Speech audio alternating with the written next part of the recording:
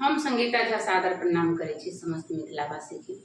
आई हम अहाँ सबके बीच ल के उपस्थित छी एकटा भगवती गीत। आशा करै छी जे अहाँ सबके जरूर नीक लागत तो सुनू और कमेंट में जरूर बताएं। जय मिथिला जय मैथिली।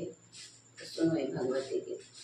आशा पूरित भेले हमार हे जननी, आशा पूरित भेले हमार, आशा पूरित भेले हमार हे जननी, आशा पूरित भेले हमार।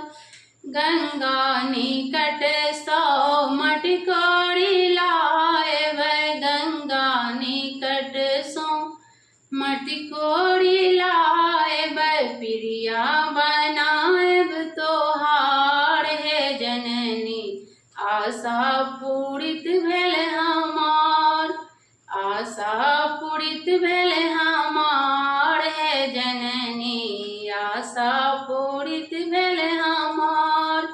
गंगा जमुन सौ जल भरी लाएब, गंगा जमुन सौ जल भरी लाएब, प्रियानी पाएब तोहार हे जननी, आशा पूरित भेले हमार, आशा पूरित भेले हमार हे जननी, आशा पूरित भेले हमार।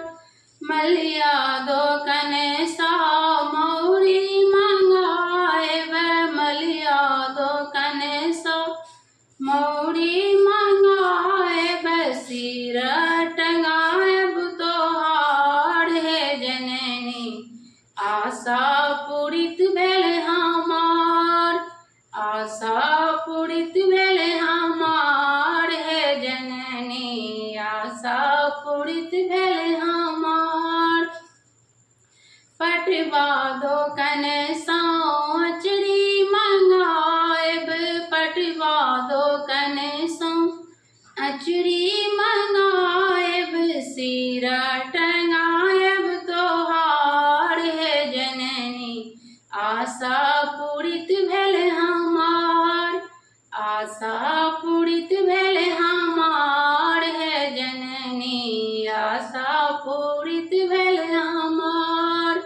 हलवाई दोकन सा माधुर मंगाएब, हलवाई दोकन सा माधुर मंगाएब, भोग लगाएब तोहार हे जननी, आशा पूरित भेले हमार, आशा पूरित भेले हमार हे जननी, आशा पूरित भेले हमार।